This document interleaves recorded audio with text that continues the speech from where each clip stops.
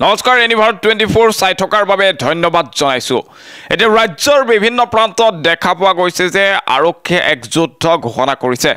নিচাযুক্ত দ্ৰব্য সৰবৰাহৰ বিৰুদ্ধে এই যুদ্ধ আৰক্ষীৰ অব্যাহত আছে আৰু এইবাৰ জুৰিয়াত দেখা পোৱা গৈছে যে অবৈধ ড্ৰাগছ সহ এজন সৰবৰাহকাৰীক আটক কৰিবলৈ সক্ষম হৈছে আৰক্ষী।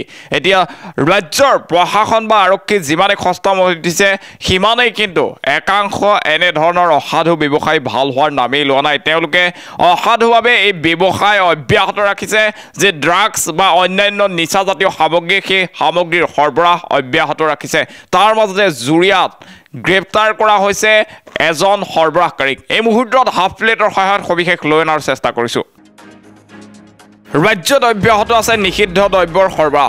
জুৰিয়া আৰক্ষীৰ ড্ৰাগছ বিৰোধী অভিযান আৰু অভিযানত হেৰইন সহ আটক এটা কুখ্যাত সৰবৰাহকাৰী।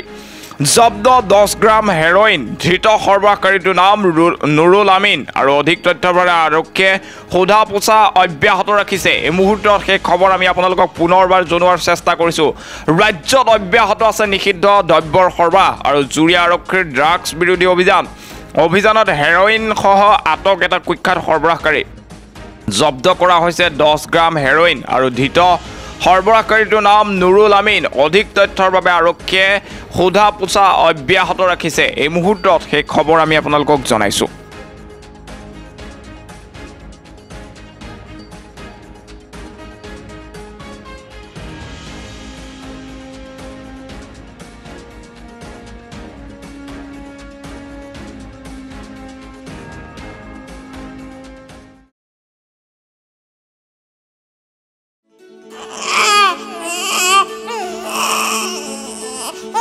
অভিনন্দন, আপোনাৰ এজনী ছোৱালী জন্ম হৈছে।